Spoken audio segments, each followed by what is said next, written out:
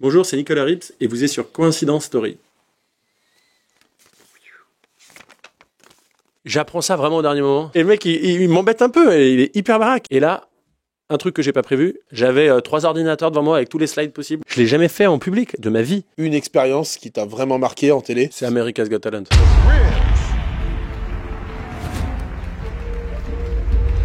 Coïncidence Story, où le destin semble s'amuser avec les coïncidences. Aujourd'hui, j'ai le plaisir de recevoir un invité fascinant, Nicolas Rips. Certains d'entre vous le connaissent certainement pour ses performances incroyables dans des émissions telles que La France a un incroyable talent ou American Got Talent. Il va nous expliquer tout ça. Mais Nicolas, ce n'est pas seulement qu'un magicien, il a un parcours de vie qu'il va nous expliquer aujourd'hui, en commençant par un métier audioprothésiste. Alors, comment on passe d'un métier technique à un métier artistique ? Quel est le déclic qui l'a amené à devenir magicien? Quels défis et obstacles il a pu rencontrer sur son chemin? Aujourd'hui, on va découvrir son histoire, ses secrets. Il va tout nous expliquer. Salut Nicolas. Salut. Merci d'être là. Bah merci. Aujourd'hui, ce qui nous intéresse, c'est ton parcours. Comment t'en es arrivé à être magicien? Est-ce que tu arrives à en vivre? Que tu nous expliques les coulisses de La France a un incroyable talent, les coulisses de American Got Talent. Alors installez-vous, c'est parti, on commence. Nicolas, avant d'être magicien, tu étais audioprothésiste. Est-ce que tu peux nous expliquer ton parcours? Quel déclic pour devenir magicien? J'ai découvert la magie en même temps que j'étais à la fac d'audio. D'accord. À l'époque, il n'y avait pas beaucoup d'heures de cours. Et puis pour m'occuper, je sais pas, il y avait un copain d'un copain qui faisait de la magie et ça m'a intrigué. Hop, j'ai commandé un truc de magie et j'ai commencé comme ça juste pour m'amuser. Ok, c'est quoi ton premier tour? Premier tour, c'était un tour de cartes. Ok. Je vais choisir une carte, tu la retrouves Ok. basique. T'es senti que t'étais doué pour ça ou t'as galéré à devenir bon dans la magie? Oh non, tu galères au début. Au début, t'es obligé de galérer parce que c'est pas des mouvements très naturels. Au début, Ah oui. ton petit doigt, il a pas le muscle, il a pas le muscle. Ouais. Et donc il faut l'entraîner. Il faut l'entraîner. Ok. Et puis c'est là où j'étais patient parce que je bossais. Au début, j'étais un peu fou. Je bossais 5 heures par jour les cartes. Tu vois. Ah ouais? Ouais. Ça t'a tout de suite passionné ce secteur? Au début, c'était vraiment la passion du mouvement. Je me souviens, je prenais un jeu de cartes et le mouvement qui était un peu compliqué à faire, j'y arrivais pas. Et tac, et au bout d'une semaine, 2 semaines, tu l'as presque. Et au bout d'un mois, tu l'as. Alors qu'au début, ça te paraît impossible. Il y a un rapport entre la magie et l'audioprothèse? Aucun, non, aucun. Par le public, des fois ils sont vieux, mais à part ça, il n'y a pas de rapport. Ouais, et encore, dans les salles de spectacle, les gens de 80 ans, il n'y en a pas beaucoup. Il n'y en a pas beaucoup. Ok. Il y a eu un moment dans ta carrière où tu t'es dit, là je switch, je ne fais que de la magie. Aujourd'hui, tu arrives à allier les deux, tu fais que de la magie, c'est quoi Moi, je fais que de la magie Ok. maintenant. Ok, Mais à un endroit, je faisais les deux. C'est-à-dire que j'étais audioprothésiste, j'avais même mes propres magasins. d'accord. Donc, j'avais plusieurs magasins. Et un jour, je faisais les deux. En magie, je faisais déjà presque plus de spectacles que des gens qui sont magiciens. Je faisais quand même pas mal d'audioprothèses. Les deux cumulés, Ouais, tu faisais une grosse semaine, quoi. ouais, je faisais une grosse semaine, ouais. Et grosse nuit, grosse journée, grosse tout. Et du coup, un jour, j'ai fait comme un petit burn-out. Et après ce burn-out, j'ai mis 6 mois à m'en remettre. J'ai dit, attends, il faut que je change ma vie. Qu'est-ce que tu veux? Il faut que j'arrête des trucs. Donc j'ai dit, j'arrêterai pas la magie. Donc j'ai dit, je vends mes magasins d'audioprothèses et je me laisse 2-3 ans pour y arriver. Ça s'est passé en 2-3 ans, ça a été rapide, où tu t'as pu quand même en vivre rapidement, Moins que l'audioprothèse, hein. bien sûr. Mais par contre, j'en vivais en 3 mois, en 3-4 mois. Par contre, tu prends du plaisir. Ah bah, ça n'a rien à voir. C'est quoi les réactions de ton entourage quand tu leur dis, écoutez, je vais devenir magicien? Mais je les écoutais pas, parce que si, sur des choix comme ça, faut pas écouter. Tu fais, ma femme, si. Ouais. Mais sinon, les autres, pourquoi tu fais ça? Non, c'est pas un métier. Enfin, souvent, c'est des réactions assez négatives, parce que les gens, ils y connaissent rien du tout, en fait. Et aujourd'hui, C'est évident, pour eux, je suis magicien, donc, Ouais, c'est ça. maintenant, c'est évident, une fois que tu y es arrivé et tout, c'est évident pour tout le monde. si je te croise dans la rue que je te connais pas, bonjour, enchanté, salut Nicolas, je suis. Illusionniste? Ouais, c'est ça? Ouais? Ok. Ah ouais, ouais. Ouais, c'est ça, tu te présentes en Magicien, tant illusionniste. Aujourd'hui, t'es connu pour tes tours de magie qui sont un petit peu dans l'utilisation du numérique, un peu beaucoup même. Mhm. Comment tu t'es spécialisé là-dedans? C'est quoi le déclic? C'est toi qui inventes tes tours? C'est quelque chose que t'as vu d'un autre magicien et tu t'es dit putain, c'est un créneau qu'il faut que j'exploite? C'est quoi le concept? Alors ça, c'est à la télé où je fais beaucoup de digital. D'accord. Dans le théâtre et en événementiel et beaucoup de théâtre, j'ai fait très peu de ça. Tu fais du close-up? Le close-up, j'en fais, ouais. Ouais. Mais je utilise très peu le digital en magie de tous les jours. D'accord. Je le fais beaucoup à la télé. En fait, il y avait une émission, c'était Diversion sur TF1. Oui. Ils font un casting en endroit. L'émission était déjà sortie depuis 1 an, je crois. Ouais. Ils font un casting pour ajouter d'autres magiciens. J'apprends ça vraiment au dernier moment. C'est ça qui est drôle. Je l'apprends et je crois qu'il reste 2 jours pour faire le casting. Ah ouais. Et j'ai dit, et dans la Diversion, il y avait déjà 5 magiciens qui font. Victor Vincent qui fait le mentaliste, Gus qui fait la magie classique et générale, je sais plus quel magicien fait les grandes illusions. Enfin, il y a toute la magie. Donc pour arriver à être pris au casting, il faut faire un truc qui est différent de tout ça. D'accord. Moi, je faisais à peu près ce qu'ils faisaient tous. Hein. Du coup, j'avais eu cette idée un jour en tête. Je l'avais vu dans une presta à Dubaï, dans un restaurant où vous aviez la vidéo qui était projetée sur la table. Ouais, je vois. Et c'est resté dans ma tête. J'ai dit, ah tiens, je pourrais faire de la magie avec ça. Et du coup, ça, quand ils font le casting, je dis, tiens, cette idée-là, faut qu'elle. Donc du coup, je suis chez moi. Hein. Enfin, le casting était le soir même. Je scotche. Enfin, je scotche comme j'ai pu avec du Un craft. iPhone. Non, un vidéoprojecteur au plafond de ma cuisine. Ok. Au-dessus de la table de ma cuisine comme ça, Ouais. donc il tenait franchement par le Saint-Esprit. Hop, et j'ai mis une serviette blanche, un drap blanc. Hop, et j'ai branché ça sur mon ordi et j'ai projeté. Je me souviens, le premier truc, c'était une carte que je projetais. Elle se transformait et hop, je la récupérais et je la sortais. Ok. C'était le truc de Et base. là, tu t'es dit, je vais présenter ça, ça va me permettre de me démarquer. Voilà. Et c'est ce qui aujourd'hui t'a permis, en tout cas sur le format télé. Ouais, d'être pris dans beaucoup d'émissions de télé dans le monde entier. Comment tu décrirais ton style de magie pour ceux qui ne te connaissent pas? Alors, parce que du coup, j'ai bien compris qu'il y a un style de magie pour la scène, un style de magie pour les animations entreprises, personnelles, etc. Et un style de magie pour la télé. Donc, comment tu te définis là-dedans? T'es magicien tout terrain? T'as une spécialité? Moi, j'ai fait beaucoup d'événementiels avant de passer à la télé. Donc, moi, je sais gérer 300 personnes devant moi en mode rigolade, faire de la magie et embêter les gens et tout. C'est là où je suis plus à l'aise. En théâtre, c'est vraiment ce que je fais maintenant. D'accord. Donc, j'ai un one-man show de magie où j'embête les gens et on fait de la magie et c'est hyper fun. D'accord, donc c'est plutôt une magie interactive avec les gens? Il y Exactement. a de l'échange. Effectivement. Ok.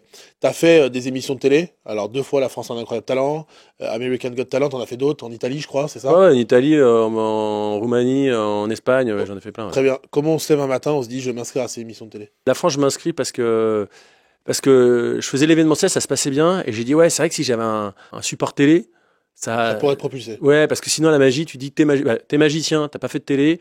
Si tu dis que t'es magicien, il y a un côté un peu kitsch, ringard, par défaut. Dès que t'as fait un peu de télé, hop, c'est mieux. Ça Pour les gens, c'est moderne et c'est classe. Donc, du coup, et ça a fonctionné comme ça? C'est exactement ça. D'accord. Si tu devais retenir une expérience qui t'a vraiment marqué en télé, c'est America's Got Talent. Pourquoi? Parce que c'est les États-Unis, donc déjà, c'est le pays de la magie. C'est-à-dire que là-bas, il y a vraiment tous les magiciens, les meilleurs magiciens du monde sont tous là-bas. Donc d'être pris dans cette émission, c'était dingue. Bah, non seulement tu as été pris, mais tu as été surtout en finale. Oui. Donc, mine de rien, c'est quand même un sacré parcours. Donc toi, tu t'inscris pour dire. C'est le Covid. C'est le Covid, je m'ennuie. Et il y a la pub de America's Got Talent qui arrive. Je dis, tiens, je vais envoyer ma vidéo. Ok. Compliqué les castings? Bah, j'envoie la vidéo, il m'appelle au bout de 2 mois. Ok. Et c'est là où ça commence. Tu parles anglais? Je parle très très mal anglais. Donc mon numéro était du coup en musique pour justement. T'as pas parlé. Ils me prennent, mais ils me disent par contre, il y a une interview en anglais obligatoire, donc il faut qu'on teste ton niveau d'anglais. Ah oui. Donc là, moi, je me souviens, je suis pris, mais il y a ce test là à faire. Et si je le fais pas, j'y vais pas. D'accord. Donc là, il y a le gros stress. Et comment tu fais du coup? Et ben, alors j'ai déjà en 2 étapes. Première étape, je mets mon technicien avec moi qui parle bien anglais. Je fais le rendez-vous avec lui au début et j'esquive au bout de 2 minutes en disant que j'ai un contretemps et que je dois m'en aller. En disant, ils vont peut-être oublier. Ils font le rendez-vous avec mon technicien parce qu'il y a des trucs techniques à gérer et ils disent, bah non, Nicolas, faut qu'on teste son anglais. Donc ils ont pas oublié. Ok, tu m'étonnes. Donc là, j'ai l'impression qu'ils sont sérieux quand même. Hein. Quand ils disent un truc, ils le font. Hein. Ouais, exactement. Mais j'avais espéré que j'avais dit une petite phrase en anglais, je dis ça peut-être passer. Et du coup, 3 jours après, j'avais négocié 3 jours. Enfin, je lui avais dit 3 jours pour me laisser préparer l'interview. Et du coup, là, je me suis dit comment je vais préparer ça. Je l'ai préparé comme un tour de magie. Je lui ai dit, attends, comment ça peut se passer? De toute façon, il va me poser quoi comme question? Je les connais. Donc j'avais listé 21 questions, je m'en souviens encore, de ce qui pouvait en probabilité. T'apprends les réponses. En 3 jours, je pouvais pas tout apprendre par cœur. J'avais 3 ordinateurs devant moi avec tous les slides possibles. Mais non. Et j'avais mon ordinateur où je parlais avec lui et 2 ordinateurs où je pouvais slider avec mes petites souris, avec mes petits boutons de magie de côté. C'est énorme. Et donc je m'en souviens. Donc c'était, il arrive, c'est moi qui parle. Donc j'avais appris un truc de 2 minutes en parlant en anglais avec des petites blagues. Donc ça, je le savais par cœur. Excellent. Pour que ça soit moi qui parle, en 2 minutes, il voit que je parle anglais. Et là, je me dis, il va me poser une question. Une des 21. Et c'est tombé dessus, c'était la 3e. Excellent. Et moi, là, je lis mon slide 3, je lis mon slide 4, il m'interrompt, il me pose une question, je la comprends, c'est le slide 5. Énorme. Et je fais 5, 6, 7. Et là, un truc que j'ai pas prévu, il me dit une phrase que je comprends pas. Ah oui. Et en fait, je l'avais pas prévu, c'est qu'en fait, là, il me dit, c'est bon, t'es pris.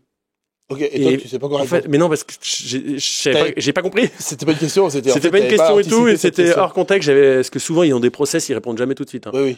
Et là, en fait, comme c'était le producteur général, là, c'était un des big boss, Il m'a répondu oui, t'es pris. Et là, Excellent. je suis resté stoïque. Ah, yes. Et j'ai pas compris. Excellent. Il me l'a écrit en français. Ok. Et je fais, oh, là, j'étais hyper content. Et là, Magnifique. c'était la folie. Incroyable cette anecdote. Ah, grave. Incroyable. La France a un incroyable talent, ça se passe comment? C'est bien, c'est une belle Ah, expérience. c'est une super expérience. Ouais. T'es en France. Déjà, t'as ton public français qui te voit, tous tes amis, Bien tous sûr. tes trucs, tous tes Tu clients qui reçois t'envoient des centaines de messages. tu gagnes des followers. Ça Ouais, fait- ouais, t'as eu plein de choses bien. Très bien. Dès que tu dis une phrase de travers, t'inquiète pas, t'as tous tes amis, tous tes potes, tous tes clients qui t'envoient disent, un SMS alors. Ouais. Parce que moi, après, ils se sont trompés sur mon âge. À l'époque, je devais avoir 40 ans, ils ont dit 37. Oh, bah ça va, ça va. Je sais plus pourquoi exactement ça s'est passé, mais ils Ouais, sont c'est trompés mieux sur dans mon ce âge. sens-là.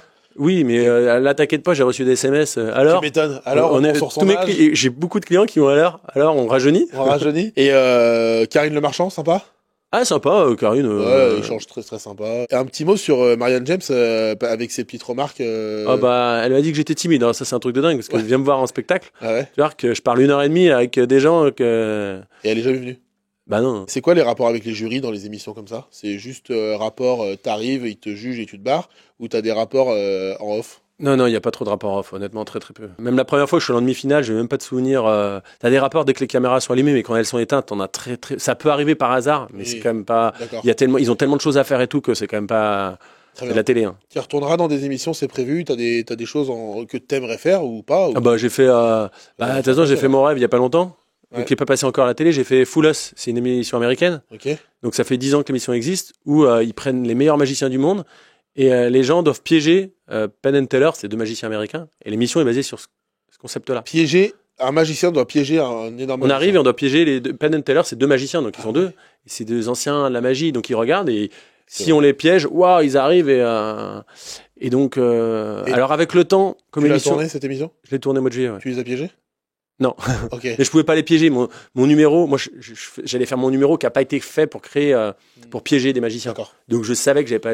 Mais d'être invité et de le faire, Ouais. parce qu'après, c'est de la télé, Oui. il faut du divertissement. Bien sûr, Donc bien mon numéro, il plaît au grand public.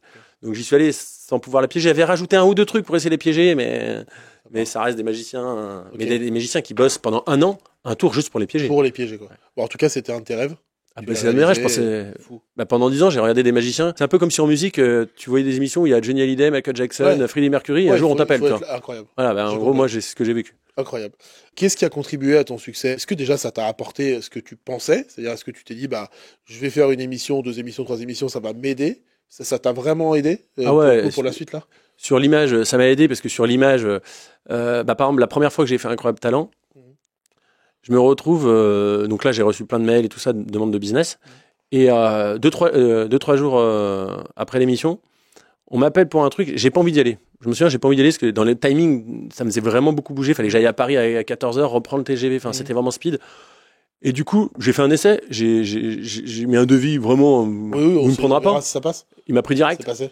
Donc ça rassure les gens. Ça rassure. Bien Alors sûr. qu'avant, j'aurais dû galérer pour Bien justifier ce truc-là. Les gens, ils sont rassurés. Ok, t'es passé à la télé, c'est que t'es bon, point barre. Comment t'arrives à concilier ta carrière de magicien, tes entraînements, ça prend du temps quand même, j'imagine, ta vie perso, un peu l'audioprothèse quand même, un peu de loin, mais comment t'organises ta semaine? Comme j'ai eu des boîtes avant, j'ai l'habitude, je suis un artiste, mais je me lève pas à midi. Hein. Je dis pas que tous les artistes se lèvent à midi, mais t'en as quand même. Ouais, t'en as quand même. Donc moi, en me levant à 8h, en gros, mais 8 à 9, c'est sport, en gros. Ouais. 9 à midi, c'est papier et compagnie. Ok. Donc ça fait papier T'es tout ce rythmé qui est. comme ça? Ok. Voilà, l'après-midi, petite sieste quand même pour gagner l'énergie. Normal. Une demi-heure. Et puis après, mais quand je bosse sur un tour de magie, ça va être l'après-midi. Hop. Et le soir, je suis en spectacle. Ta famille, ils viennent te voir, tu leur fais, c'est que c'est un terrain d'entraînement ou tu les laisses extérieurs à ça? Non, mais ma famille, tout ça, ils voient la magie que quand ils viennent voir mon spectacle. Oui. Mais il y a longtemps, je les ai saoulés avec la magie. Mais maintenant, comme c'est mon métier, j'en fais moins dans ma vie perso. Même mes amis, j'en fais moins. Alors qu'à 20 ans, je faisais de la magie à tous mes amis jusqu'à 4h du mat. Bon, est-ce que je vais faire comme tous ceux qui te croisent à chaque fois, je vais te demander, tu peux me faire un tour de magie, Nicolas, s'il te plaît? Ok. Ok, très Je bien. mélange pour être sûr qu'il n'y ait pas de Ouais, triche. bah là, là, je pense qu'on est sûr. On se dit, attends, pour être sûr, il y a un mélange qui est hyper cool, on peut le faire d'une main. Ah ouais, ok, Oh. ok, très bien. Tiens, Maxime, dis-moi une carte, celle que tu veux. Je sais pas, 2 de pique. Deux de pique. Ouais. Regarde bien, parce que je fais le tour, après je te l'explique. Tu vas me l'expliquer en plus? Deux de pique, t'es prêt? Ouais. Hop, ça marche? Bah ouais. Mais il y a du 2 de pique, non? Non, il y a toutes les Faut cartes. montrer à la toutes les caméra cartes, parce toutes les que- cartes. Non, il y a toutes les cartes, il y a toutes les cartes. Incroyable. Tout à l'heure, moi, je l'avais mis, regarde, avec le petit doigt, je vais le mettre en 33e position. 33e, c'est très Donc je sais précis. qu'il y a un 33e. D'accord. Quand je mélange, je le bascule en 42e. Ok. J'aime pas trop ce. C'est pour ça que je l'ai fait exprès. Je sais que voilà. Et 42e, ouais, je peux aller chercher la 42e carte. Je pivote, je tourne, j'envoie. Et c'est bien le 2 de pique. Putain. Ok, très bien. Bah écoutez, très bien, ça pose son homme. Merci beaucoup. Incroyable. Comment tu vois l'avenir de la magie? Est-ce qu'il y a encore des choses que t'as pas explorées? Ou alors tu vas continuer à te perfectionner, à inventer des tours dans ce que tu sais déjà faire? Est-ce qu'il y a un nouveau type de magie qui peut sortir, comme toi, tu vois, avec le numérique, etc. Il y a quelque chose de nouveau que tu peux faire? Alors, tu as toujours la nouveauté, parce que la magie, il y a l'effet, mais tu vois, tu peux prendre un vieil effet, un effet qui existe depuis 20 ans, et le mettre une nouvelle mise en scène, et le tour, il devient complètement dingue. D'accord. Donc, il y a toujours des trucs à créer. Moi, là, ça fait 1 an et demi, 2 ans que je me suis mis au théâtre. Donc, je suis dans les salles de théâtre qui n'aiment pas la même ambiance que l'événementiel. Bien sûr. Et du coup, là, moi, je suis en création quasiment que là-dessus. Ouais. Pour vivre un truc un peu fun, magique. On peut utiliser, je peux utiliser de la technologie comme on peut utiliser vraiment d'autres trucs. Il y a pas de, Le but, c'est en fait open to work, comme on dit sur LinkedIn. Et puis en fonction de l'histoire qu'on veut raconter, en fonction de tout ça, hop. Donc les gens ils disent, tu parles 1 heure et demie, voire 2 heures non-stop avec les gens. Et ils disent, c'est où d'arriver à tenir aussi longtemps en discutant avec le public.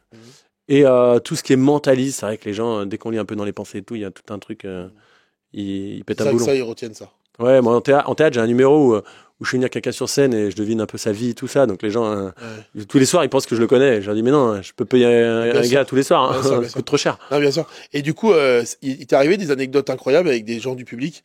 Tiens, Nico, je t'invite à boire un verre, tu te fais draguer, tu te fais insulter. C'est quoi les réactions humaines qu'on a? Insulte pas trop, honnêtement. Non, enfin, même pas du tout. J'ai aucun souvenir, il n'y a pas de raison. Si, t'as des filles sur scène qui font des petites allusions rigolotes. Après, on t'envoie des messages sur Instagram. D'accord, ouais, ça arrive ça. Ça arrive. Et puis, si la dernière fois, il m'est arrivé un truc, je fais monter quelqu'un sur scène, un couple, et le mec, je l'embête vraiment beaucoup. Okay. Je l'embête parce que je dragouille pour rigoler, c'est un spectacle. Hein, sur scène, j'embête un peu sa chérie. Mais le mec, je le fais monter, il arrive sur scène, il fait 2 têtes de plus que moi. Moi, je suis déjà grand. Mais le mec, je pense qu'il fait 2m10. Une armoire. Une armoire. Donc là, mon tour, je l'ai dit, je fais d'habitude, je vais te vanner, mais là, j'ai pas envie. Du coup, ouais. Et le mec, il m'embête un peu, et il est hyper baraque. Et moi, je suis 1m92, donc je suis grand. Mais lui, ça te déstabilise, en fait. Ah oui, ça me déstabilisait. C'était arrivé la semaine dernière. Donc c'est vrai que je faisais pas le malin. Énorme. De quoi t'es le plus fier de ton parcours? En fierté, il y a quand même, si, les émissions de télé, mon numéro, quand je le fais, je l'ai jamais fait de ma vie. Okay. C'est-à-dire que, en France et aux États-Unis, c'est pareil. Le numéro, quand je le crée, je le fais dans mon bureau. 100% inédit. Et quand j'arrive à la télé, je suis fier et en même temps inconscient. Je l'ai jamais fait en public de ma vie. Donc, faut le faire. Ouais. Faut le faire. Qu'est-ce que tu regrettes le plus? Est-ce qu'il y a des opportunités que t'as pas su saisir, ou que t'aurais abordé différemment? J'en ai pas parce que j'aurais fait autrement. En ce moment, je suis au top. J'adore tout ce que je fais et tout. Donc, si j'avais fait différemment avant, j'en serais pas là. Donc, j'ai pas un gros regret. Ça fait du bien d'entendre ça, c'est cool. Ouais, non, tous les invités qu'on reçoit, ils nous disent tous, j'ai pas de regret. Mais c'est trop bien. Ah ok, bah cool. Ouais, c'est trop bien. Non, mais j'en cherchais un pourtant. Mais je pose à chaque fois cette question et à chaque fois on me dit, mais je regrette rien. Sinon j'en serais pas là. Mais j'en serais pas là, exactement. C'est trop fort. Ok. Quel conseil tu devrais donner à un jeune magicien ou une jeune magicienne qui souhaite se lancer dans sa carrière de magicien? Si tu veux faire de la magie, t'as besoin d'un jeu de cartes ou d'autres choses, hein, si tu vends ta magie. Et t'écoutes pas les autres, tu fais que de la magie, tu fais à fond le plus possible. Et de toute façon, plus t'en fais, meilleur t'es. Tout simplement. Y a pas d'autres règles. Hein. Si tu devais inviter 3 magiciens, vivants ou décédés, pour faire un événement, un dîner, juste un dîner. Juste pas, bah moi je sais. Qui mais vous allez pas David Copperfield, vous allez le connaître celui-là. Gregory Wilson, magicien américain, super bon, un truc de ouf, mais il est pas très connu en France. Et le dernier, on va prendre Garcimore juste pour la rigolade quand même. Excellent. Si je suis en dîner, j'ai envie de voir. Et là, ce sera un repas à 4 et là c'est la fête. C'est la fête. Et il y a un tour de magie que tu as essayé de maîtriser que tu n'as jamais réussi? Je suis en plein dedans, donc j'y arrive pas. C'est vrai? Je vais y arriver. Ouais, tu vas y arriver. On peut y arriver à tout le temps. C'est juste une question de nombre d'heures. Là. Mais c'est un nombre d'heures. Hein. Ok, et c'est quoi ce tour de magie? Il va se passer quoi à la fin? C'est des productions de cartes, mais t'as vraiment les mains vides. Elles fait comme ça, elles apparaissent. Ah ouais. C'est ouf. Ok, tu vas y arriver? Ah oui. Okay. Si tu avais un message à faire passer à Marianne James. Là, Marianne James, viens me voir en spectacle. Hein. Franchement, tu verras, je suis pas timide. Si tu avais un message à faire passer au producteur de American Got Talent, tu lui dirais quoi? Nigel, tu me dois un apéro chez toi et j'irai. Merci beaucoup. Est-ce qu'on se quitte sur un tour de magie? Ouais, je te fais un tour de magie. Alors avant ça, je vous remercie évidemment d'avoir regardé Coïncidence Story. Vous pouvez retrouver Nicolas sur ses réseaux, d'ailleurs, tiens. Instagram, Nicolas Reeves Magicien, Internet, Nicolas Reeves Magicien. Très simple à trouver. De toute façon, t'es tout seul à t'appeler comme ça? Ouais. Donc, mais il faut le suivre, évidemment. Allez le voir en spectacle, il est partout en tournée en France. Et on se quitte sur un tour de magie. Je vous dis à la semaine prochaine avec une nouvelle Coïncidence Story. T'es prêt? Tu m'autorises à aller dans ton cerveau? Bah oui. Regarde, enfin un jeu tout simple. Là. Si tu penses au 1, tu mets le 1 face à l'air et tu caches. Si tu penses au 5, tu mets le 5. Si tu penses au 4, tu mets le 4. D'accord. Je te fous tous les chiffres ou t'as compris? Non, c'est bon, je pense que Vas-y, je j'ai me tourne, compris. pour pas Donc tricher, t'as une chance je sur regarde 6 de trouver, quoi, grosso modo. Ouais, j'ai une chance sur 6, ouais. Ok, ça marche. Tu me dis quand c'est bon? C'est bon. Je peux me tourner? Bah oui. Je dis les chiffres comme ça et t'essaies de lutter. Ouais, par contre, si tu trouves, je vais partir fâché pour le coup. Ah bah, t'es prêt? Il y a le 1, le 2, le 3, le 4, le 5, le 6. Ne bouge pas le 1, le 2, le 3. Ok, c'est le 2. Vas-y, fais voir. Allô, mais c'est quoi? C'est une blague ou quoi? Attends, on le refait une deuxième fois. Mais la deuxième fois, tu verras, la deuxième fois, c'est encore mieux. Vas-y, change, Ok. essaie de piéger, essaie Attends, de bouge pas, gagner. on va appeler un mec du public. Ton T'as prénom, compris, c'est là Maxime. C'est parce que comme ça, t'es pas fâché. Ah bah. Tiens, mets-toi là. Donc là, tu dois choisir le chiffre que tu veux, tu mets ta main et tu fais. Mais Ouais, c'est là, important. c'est Dans un les truc. 6, tu choisis ce que tu veux et tu caches. Ok. Mais de toute façon, je sais déjà ce que tu vas faire, hein, je te préviens. Bah oui. Vas-y, c'est bon. C'est bon? Mm. Je peux me tourner, je verrai rien? Vas-y, vas-y. Mais je connais déjà le chiffre. Hein. Mm. Je t'explique pourquoi. Ouais. Un homme qui passe après un autre homme a tendance à être hyper prévisible. Bah évidemment. Donc, à cause de la virilité, ils se sent meilleurs que toi, meilleurs que moi. Donc, il se dit, je vais piéger le magicien, je vais mettre au milieu, soit le 3, soit le 4. Et 95% des mecs choisissent le 4, tu vois, donc ça fait flipper, hein. Allô, mais c'est une blague. Et ça, c'est infini. Ah, infini. On peut appeler un troisième mec. Ah, on peut appeler un troisième mec, oui. Troisième mec. Mais je vais faire une autre technique. Ouais. Ouais. Ok. Ton prénom, c'est Franck. Franck, t'es prêt, Franck? Oui. Pareil, hein, tu choisis dans ta tête, c'est important, tu jettes pas le dé au hasard, tu choisis le chiffre avec ton cerveau. Ok. Une fois que t'es sûr, tu le cherches, tu mets le 6 et tu caches, par exemple. Vas-y, je me tourne, je regarde pas. C'est bon ou pas? Oui. T'es sûr de ton choix? Oui. Est-ce que tu veux changer? Non. C'est vrai? Ouais. Est-ce que t'as choisi librement? Non. Qui c'est qui t'a influencé? Moi. Ah, et moi je vais te dire non, plus que ça, c'est moi qui t'ai influencé. Moi en te parlant, avant que tu choisisses, j'ai tout fait pour que tu choisisses le 2, et t'as choisi quoi? Le 2. Ah ouais. Attends, là tu te dis c'était de la triche? C'était de la triche parce qu'il savait pas que j'allais influencer. Mais on peut le refaire une deuxième fois. Donc. Je vais faire une autre technique, t'es prêt? Il y a 1, 2, 3, 4, 5, 6. Oui. Tu choisis le chiffre qui te fait plaisir? Oui. Le 1 c'est le plus petit, le 6 c'est le plus gros, Ouais. il y a les autres au milieu. Oui. Concentre-toi, Jusqu'à là, on est bon. choisis celui que tu veux, vas-y. Je me tourne. Est-ce que t'es sûr de ton choix? Oui. Est-ce que tu veux changer? Non. Aïe aïe aïe, c'est un truc de ouf. Le 2, je te l'ai mis, normalement c'est bon. Hein. Oui. Ouais. Ah ouais. Ah oui. Ça fait flipper, hein. Bien joué. Bien joué. Franchement, bravo. Sur ce, merci pour les cauchemars que je vais faire cette nuit. Merci pour vous qui allez faire des cauchemars aussi, je pense. C'était Coïncidence Story. Merci Nico. Merci. À bientôt à la télé. Ah bah à la télé, Ou ou ailleurs. dans les salles, ou dans les chez salles. vous d'ailleurs. Tu peux aller chez les gens. Je vais chez les gens, exactement. Incroyable. À bientôt dans Coïncidence Story.